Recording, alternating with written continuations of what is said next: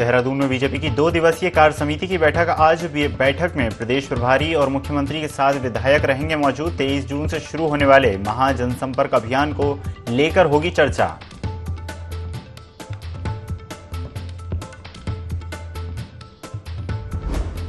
देहरादून में बाहरी राज्यों से पशुओं के परिवहन पर लगी रोक। लंपी बीमारी को देखते हुए जिला प्रशासन ने लगाई पाबंदी।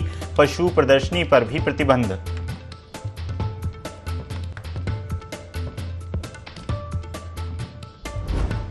पश्चिमी उत्तर प्रदेश के चेन स्नेचर से हरिद्वार पुलिस की मुठभेड़। एक बदमाश के पैर में लगी गोली।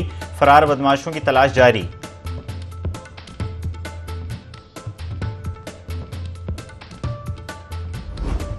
चंपावत के काली मंदिर के पास दुकान में लगी आग। तीर्थयात्रियों के दर्शन पर लगाई रोक। फायर ब्रिगेड ने आग पर पाया काबू।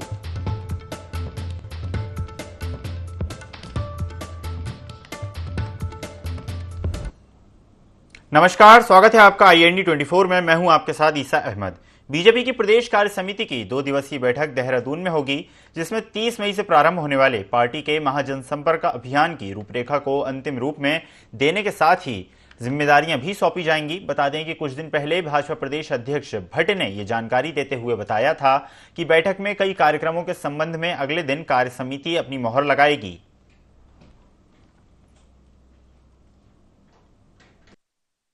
देखिए, जो जनसंपर्क अभियान हमारा शुरू होने वाला है, अगर देखा जाए तो भारतीय जनता पार्टी हर समय चुनावी मोड में रहती है और हमारा संगठन इतना विस्तृत है कि हर समय कार्यकर्ता लगा रहता है इसमें कार्य करने में।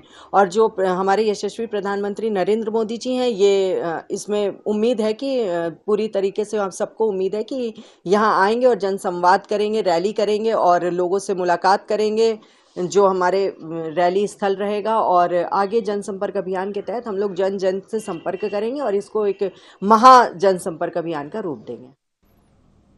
नैनीताल जिला कांग्रेस कमेटी ने कांग्रेस के वरिष्ठ नेता महेश शर्मा के नेतृत्व में तहसील परिसर काला डूंगी में धरना प्रदर्शन किया और पूर्व जिला पंचायत उपाध्यक्ष तारा नेगी पर लगे मुकदमों की निष्पक्ष जांच के लिए काला डूंगी SDM रेखा कोहली के माध्यम से नैनीताल जिलाधिकारी को ज्ञापन भेजा।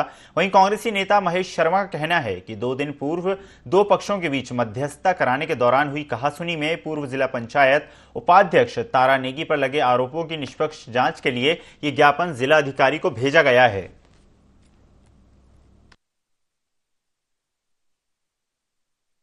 पूर्व उनको किसी मसले पे किसी ग्रामीण जन द्वारा बुलाया गया। थोड़ी कहासुनी 2 पक्षों के बीच हुई थी और तारा सिंह नेगी उसको मध्यस्थता करा रहे थे।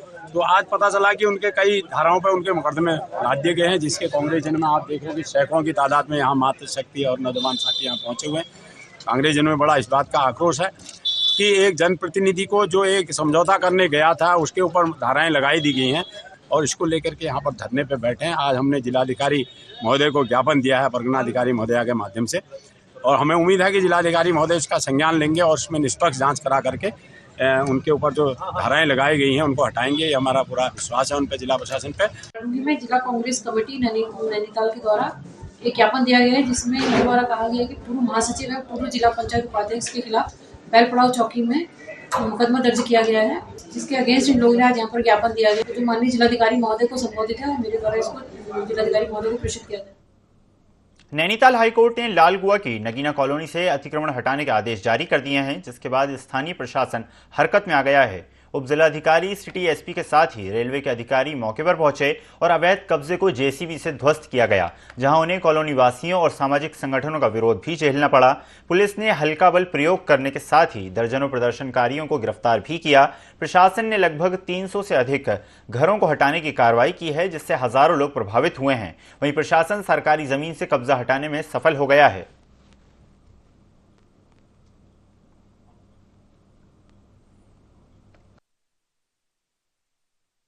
झुग्गी झोपड़ियां हैं जिनको रेलवे के द्वारा पहले नोटिस दिया गया था, और जिस जमीन से अभी अतिक्रमण हटाने की कार्रवाई की जा रही है वो रेलवे की भूमि है और रेलवे को इस भूमि की अपने एक्सपेंशन के लिए आवश्यकता है। कुछ नई ट्रेनें अनाउंस की गई हैं रेलवे के द्वारा, जिसके लिए कुछ एक्सपेंशन यहाँ पर होना है, उसमें हटाने की कार्रवाई आजकल चल रही है और लॉ एंड ऑर्डर के लिए पुलिस और हम लोग सब लोग यहाँ पर उपस्थित हैं। अभी जो प्रथम चरण में देखिए हटाया जाना अतिक्रमण, वो लगभग 400 मीटर का एक पैच है, उसमें लगभग 80 से 85 झोपड़ियाँ हैं, उनको हटाए जाने की कार्रवाई चल रही है। इसमें देखिए रेलवे है, रेलवे की ओर से अतिक्रमण हटाने की कार्रवाई की जा रही है और पुलिस विभाग और प्रशासन ये सहयोग के लिए, कानून एवं शांति व्यवस्था बनाए रखने के लिए ये मौके पर उपस्थित है। हाँ, अभी तक कोई विरोध इस तरीके की चीज़ें नहीं सामने आई हैं और लोगों को पता है कि मैं रेलवे की ज़मीन पर हूँ, तो अपना स्वतः भी खाली कर रहे हैं।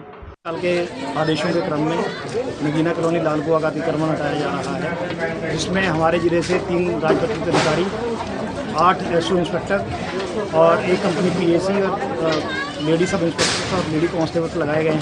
इसके अलावा जीआरपी और ये जो रेलवे पुलिस है उनका फोर्स भी यहाँ पर उपलब्ध है। रेलवे के अधिकारी भी यहाँ मौजूद हैं और 5 जेसीबी यहाँ पे अवैध अतिक्रमण को हटाने के लिए कार्य कर रहे हैं। टिहरी के नगर पंचायत लंबगांव में पूर्व सीएम त्रिवेंद्र रावत की घोषणा पर लगभग 2 करोड़ की पार्किंग बनकर तैयार है, लेकिन पार्किंग बने 6 माह को हो गया है और नगर पंचायत को हैंडओवर अब तक नहीं मिला है, ना ही आम जनता के लिए पार्किंग खोली हुई है। अब सवाल ये उठता है कि जब सब कुछ तैयार है तो पार्किंग खुलने में किसका इंतजार है।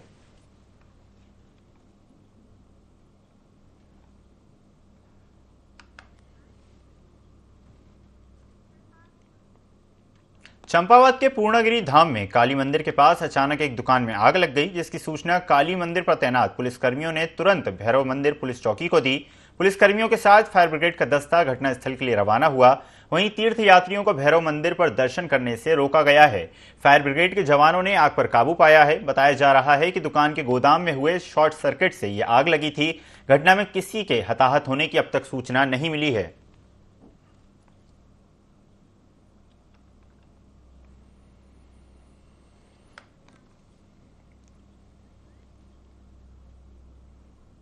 चारधाम यात्रा ने रफ्तार पकड़ ली है। जनपद के 2 धामों में एक दिन में 12 से 15 हजार से अधिक यात्री मां गंगा और यमुना के दर्शन कर रहे हैं। गंगोत्री धाम में अभी तक 2,06,540 यात्रियों ने मां गंगा के दर्शन किए हैं। वहीं यमुनोत्री धाम में 1,87,471 यात्रियों ने मां यमुना जी के दर्शन किए हैं। दोनों धामों में अभी तक 3,94,011 यात्रियों ने दर्शन किए हैं। गंगोत्री धाम के लिए 5,02,000 रजिस्ट्रेशन हो चुके हैं और यमुनोत्री धाम के लिए 5,12,000 से ज्यादा रजिस्ट्रेशन हो चुके हैं। वहीं धाम तक पहुंचने से पहले 15 यात्री मेडिकल अनफिट होने के कारण दर्शन के लिए वापस लौट गए।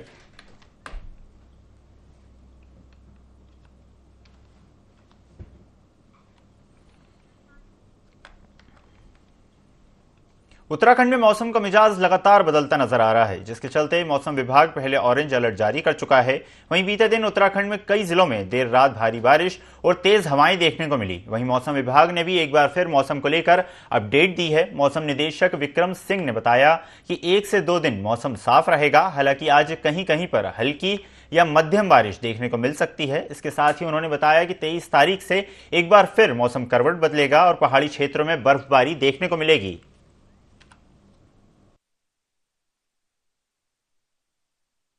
और 17-18 में बोला था कि थोड़ी बहुत एक्टिविटी प्रदेश में देखने को मिलेगी। तो आज भी आप देखेंगे जो है दिन में शाम रात तक जो है कुछ जगहों पे जो है हल्की रेन थंडरस्टॉर्म एक्टिविटी आज भी जो है वो रहेंगी।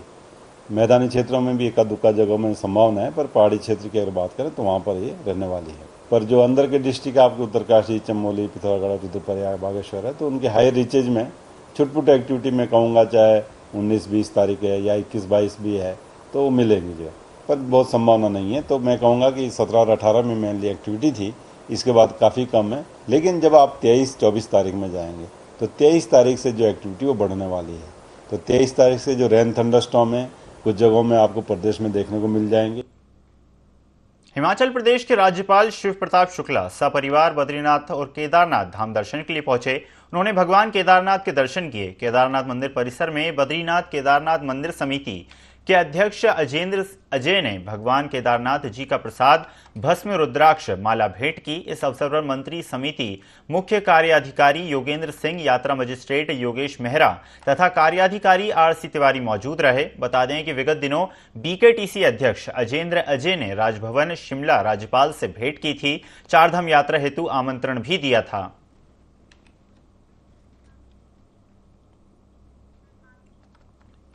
जनपद उधम सिंह नगर के जसपुर गांव निवार मंडी में हाईकोर्ट के आदेशों के बाद उप जिलाधिकारी के नेतृत्व में अवैध अतिक्रमण पर बुलडोजर चलाया गया। बता दें कि निवार मंडी गांव निवासी एक व्यक्ति ने गांव में अतिक्रमण हटाने को लेकर हाईकोर्ट में PIL दायर की थी, जिसमें हाईकोर्ट के आदेशों के बाद अतिक्रमण पर बुलडोजर चलाया गया। पहले जसपुर राजस्व विभाग ने गाँव में चिन्हीकरण कर 20 मकानों को नोटिस दिया था। हालांकि इस कार्रवाई से ग्रामीण आहत हुए हैं।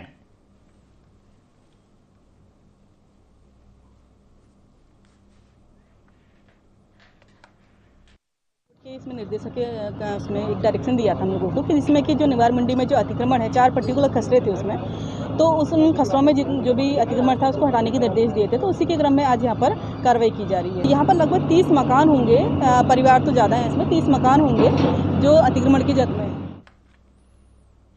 उत्तराखंड के काशीपुर की सड़कों पर इन दिनों मौत मंडरा रही है। खुलेआम जंगली जानवर सड़कों पर घूमते नजर आ रहे हैं, जिसकी वजह से लोगों में डर का माहौल है। लोग बाहर निकलने से भी डर रहे हैं। हालांकि 2 गुलदारों के बीच खूनी झड़प भी देखने को मिली, लेकिन काशीपुर रेंजर की ओर से गुलदार को बचाने के लिए कोई कदम नहीं उठाया गया। लोगों का कहना है कि उन्होंने जिम्मेदारों से कई बार सुरक्षा की गुहार लगाई, पर कोई सुनने वाला नहीं है और ना ही कोई ठोस रणनीति तैयार की जा रही है, जिसकी वजह से लोग काफी परेशान हैं।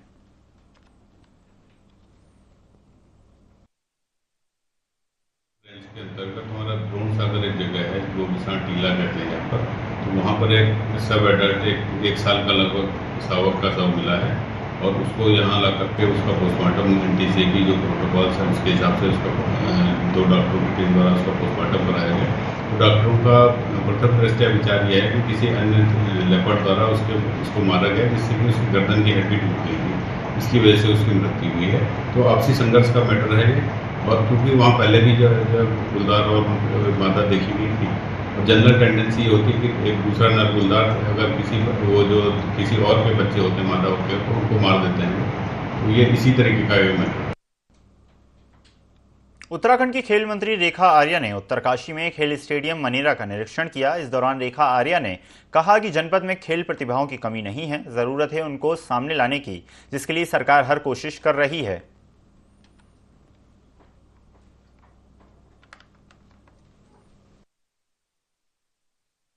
आज उत्तरकाशी में मनेरा स्टेडियम को निरीक्षण करने का एक विचार आया। निरीक्षण के दौरान में बेहद प्रसन्नता है कि यहाँ पर लड़कियाँ लगातार खेलने आती हैं, चाहे वो हैंडबॉल के लिए आती हूँ, चाहे वो हॉकी के लिए आती हूँ, चाहे वो फुटबॉल के लिए आती हूँ। तो लड़कियों का खेल के प्रति बढ़ता उत्साह अपने आप में साफ संदेश है कि अभिभावकों ने अब अपने विचारों में बहुत बड़ा परिवर्तन किया है। अब खेल के दृष्टिकोण से बालिकाओं को भी प्रोत्साहित करने लगे हैं। उन्होंने एक कोच की डिमांड करी है, तो हम लोग बहुत जल्द उनके लिए एक कोच भेजेंगे। इसके अतिरिक्त मुझे बेहद प्रसन्नता है कि उन्होंने कोई शिकायत यहाँ पर फिलहाल तो नहीं कही है। जिस प्रकार से मनेरा का स्टेडियम यहाँ पे देखने को मिला है, तो अपने आप में ही बड़ा ही इसके अंदर एक गजब का उत्साह और खेल के प्रति रुझान लड़कों में भी और लड़कियों में देखने को मिला है। तो बेहद आज यहाँ के प्रसन्नता हुई है। मसूरी पहुंचने पर मसूरी विधायक और कैबिनेट मंत्री गणेश जोशी का भाजपा कार्यकर्ताओं ने स्वागत किया। इस अवसर पर वक्ताओं ने यमुना मसूरी पेयजल समस्या के निराकरण पर आभार व्यक्त किया। पंपिंग योजना का सफल परीक्षण किया गया है। मसूरी वासियों को अगले 30 वर्षों तक पानी की किल्लत से निजात मिल सकेगी। इस समस्या के निदान में कैबिनेट मंत्री गणेश जोशी का काफी योगदान रहा है।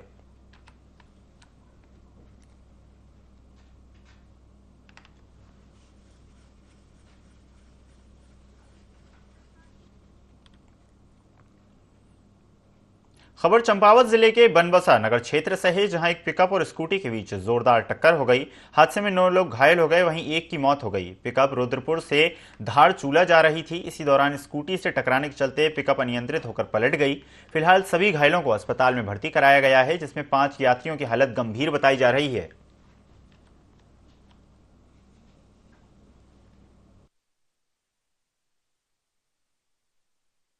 टनकपुर की तरफ जा रहा था। मेरा लाइसेंस की डेट थी, लर्निंग मेरा बन चुका था, मेरे को लाइट बनवाना था, तो मैं अपना कागज लेके वहाँ जा रहा था। तो एक मैक्स वाला पीछे से आया, उसने मेरे को पता नहीं चला कहाँ से आया क्या है, इसने मेरे को ठोक दिया पीछे से, और उसके बाद ये जाके खुद पलट गई उसी में। मैं स्कूटी में था। ये बनबसा स्ट्रॉन्ग फार्म का मामला। बनबसा स्ट्रॉन्ग फार्म के पास में एक एक्सीडेंट हुआ है, जिसमें एक मैक्स वाहन और एक स्कूटी, इसमें दोनों इंजर्ड हुए हैं। दोनों की टक्कर के वजह से ये एक्सीडेंट हुआ है। जैसे ही सूचना मिली तो तुरंत ही मैं हॉस्पिटल आई। हॉस्पिटल आके यहाँ पे पता चला कि मैक्स में 9 लोग सवार थे, जिसमें वाहन चालक भी शामिल था और एक स्कूटी सवार था जो अकेला था। तो इसमें से सभी इंजर्ड थे, लेकिन एक एक्सपायर हो चुका था, जैसा कि डॉक्टर साहब ने बताया। यहाँ पर एक एक्सपायर हो चुका है और 5 लोग जो ज़्यादा सीरियसली इंजर्ड थे उन्हें रेफ़र किया गया है सुशीला तिवारी जगवानी के लिए, और बाकी जो 4 लोग हैं उनका भी ट्रीटमेंट चल रहा है। हरिद्वार के सिडकुल क्षेत्र की मीनाक्षीपुरम कॉलोनी में देर रात दबंगों ने जमकर हंगामा किया। ग्राहक सेवा केंद्र पर पैसे के लेन देन को लेकर हुई मामूली विवाद के बाद यह हंगामा हुआ। सभी युवकों ने ग्राहक सेवा केंद्र पर लाठी डंडों से हमला बोल दिया। इससे दुकानदार गंभीर रूप से घायल हो गया। लोगों ने पुलिस को इसकी सूचना दी। थाना प्रभारी ने बताया कि पैसे के लेन देन को लेकर 2 पक्षों के बीच विवाद हुआ था।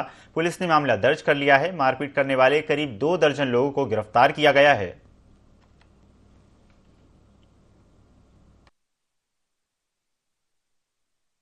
ऊपर टॉप फ्लोर पे बैठे होते बाहर ही, क्यों गर्मी ज्यादा थी।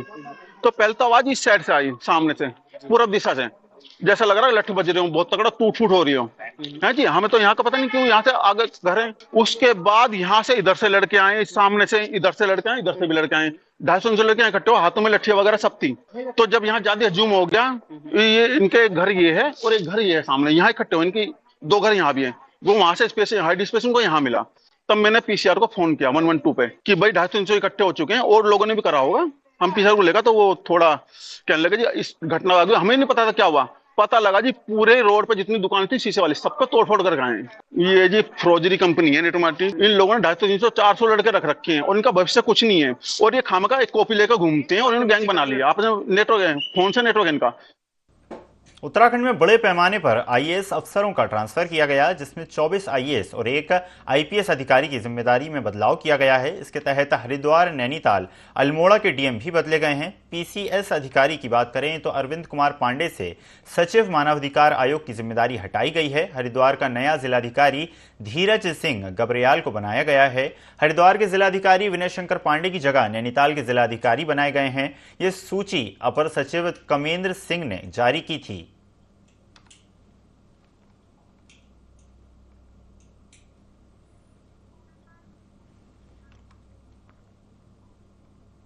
उत्तरकाशी के पॉलिटेक्निक विश्वविद्यालय में 15 सालों से स्टाफ न होने से बच्चों का भविष्य अधर में लटका हुआ है। बता दें कि विगत 15 सालों से इस विद्यालय में स्थायी अध्यापक नहीं हैं, जिसके चलते वैकल्पिक अध्यापक पठन पाठन का संचालन कर रहे हैं। इस कारण अभिभावकों में काफ़ी ज़्यादा रोष देखने को मिल रहा है। वहीं अब अभिभावकों और ग्रामीणों ने निर्देशक का घेराव कर विद्यालय की समस्याओं से अवगत कराया है।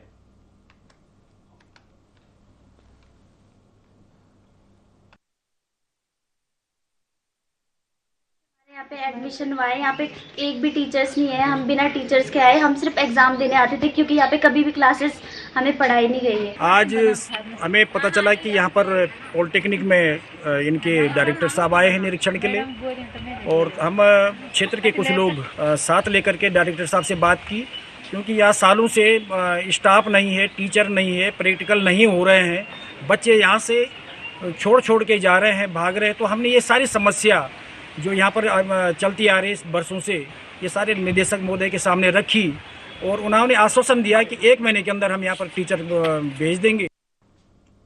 पिरान कलियर में अतिक्रमण हटाने के लिए बुलडोजर चलाया गया। इससे अतिक्रमण करने वाले लोगों में हड़कंप मच गया। इससे पहले भी सिंचाई विभाग और दरगाह की भूमि से अतिक्रमण हटाया गया था। वहीं रुड़की के मजिस्ट्रेट ने कहा कि यदि फिर से अतिक्रमण किया गया तो कड़ी कार्रवाई की जाएगी।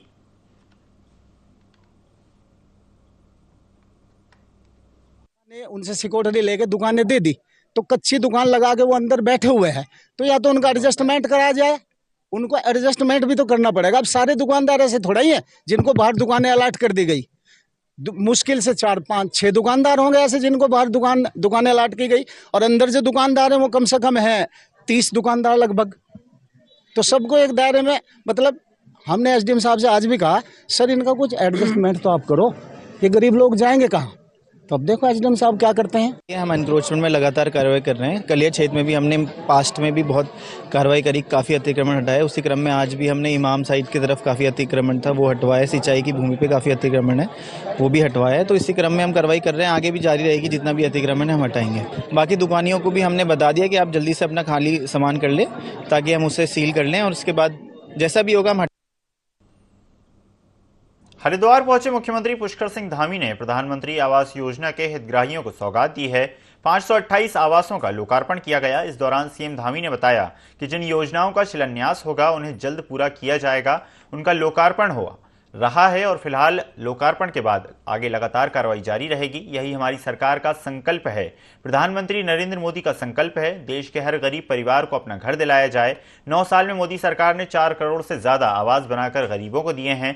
जल्द ही हरिद्वार में 1100 के करीब आवास का लोकार्पण किया जाएगा। वहीं विपक्षी पार्टियों पर निशाना साधते हुए कहा कि बीजेपी का किसी से मुकाबला नहीं है। पिछली बार भी उत्तराखंड की जनता ने 5 संसदीय सीटों पर बीजेपी को जिताया था। इस बार भी इन सीटों पर बड़े अंतर से बीजेपी जीतेगी।